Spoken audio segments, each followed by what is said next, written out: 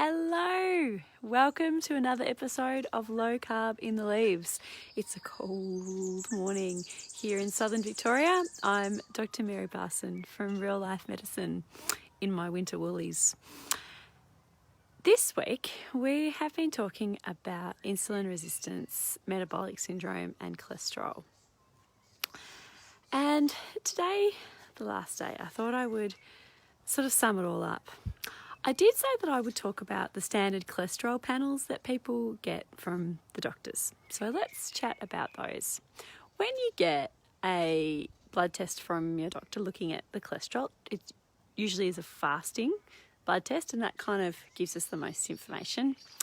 And you'll have your total cholesterol up the top with a number and reference ranges of what is considered normal. Then it'll have the level of the HDL lipoproteins, the higher density lipoproteins, considered to be the protective benign lipoproteins. And then there is the LDL lipoprotein count, which traditionally has been demonized as bad cholesterol carrying lipoproteins. Then you'll have your triglycerides, which is incredibly important and should not be glossed over. And then there'll be various ratios. Depending on the lab, they might have the LDL to HDL, the total to HDL ratios. And it's probably the most important one to look at would be the cholesterol to HDL. The total cholesterol to HDL ratio, I think, would be the most useful one. It looks at the ratios between your total cholesterol and how much of it is that benign, high-density lipoprotein. So, a lot of information there. It's important to take a step back. Actually important to take several steps back, but the first little step back you should take from your cholesterol panel results is to look at it in its entirety and to particularly look at the triglycerides. So people could see they might have a total cholesterol of 6.8 and freak out. And doctors may see a total cholesterol of 6.8 and freak out and want to knee-jerk straight to statins. And this is not done out of any sense of evil or anything like this. This is done because doctors want to protect you and stop you from getting a heart attack. It comes from a very, very good place. And it's not completely unreasonable. However, I'd say that, as is always the case, perhaps some parts of the medical establishment are not up to date with the latest science. So take a step back and look at the triglycerides. I always look at the triglycerides pretty much first, I think, is what I go to. If the triglycerides are nice and low, less than 1, then that is a strong indicator that there is not a lot of insulin resistance going on and that this lipid profile is going to be probably at least reasonably healthy. So never ignore the triglycerides.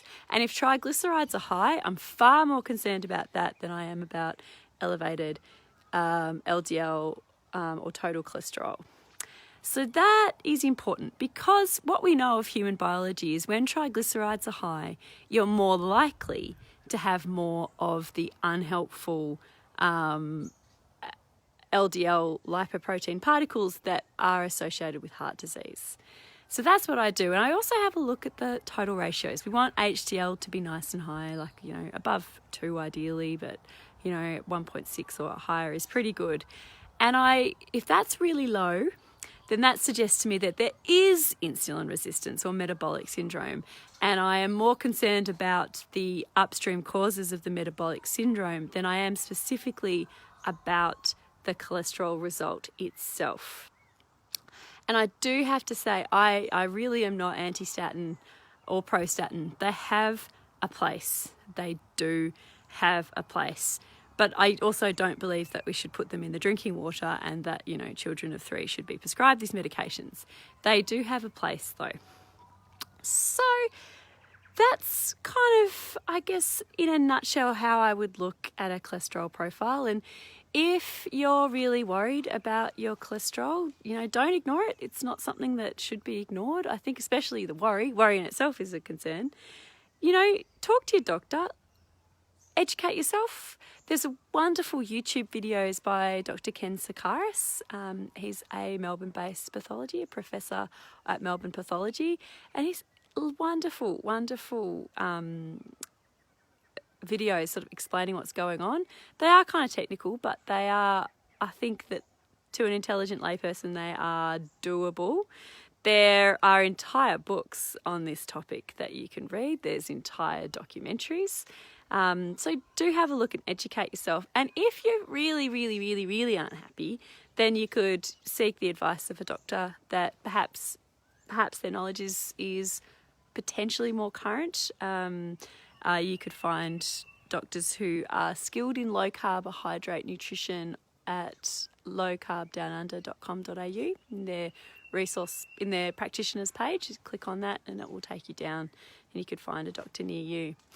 But that's the cholesterol. And as I mentioned, I don't like to zero in on cholesterol. And so the first step back we take is to have a look at the triglycerides. And then we take a bigger step back, and I think this is far more important, and look at the health of the person completely, the entirety. Look at blood pressure, so important. Blood sugar, insulin levels. Is there insulin resistance? Is there fatty liver? So important. What signs of metabolic disease are there? Take it all in its entirety and then think about the best intervention. And usually the best intervention is lifestyle. So it's dietary changes. That's where we'd start. I mentioned earlier in the week that diet isn't everything. It is not everything, but it is very powerful. It's one of the most powerful levers we have for health. And eating real food, non-processed food as close as possible to its natural state. This is more in line with our genetics and is likely to help people heal their metabolic disease and reduce the risk of heart disease, reduce the risk of strokes. The risk can pretty much never go away because genetics and age play a large role, and there's nothing you can do about your genetics or your age, but there is a lot, and I mean a lot that you can do about your lifestyle. So I think I will leave it there, guys. Thank you for your patience yesterday. I was on call and it was all a bit hard.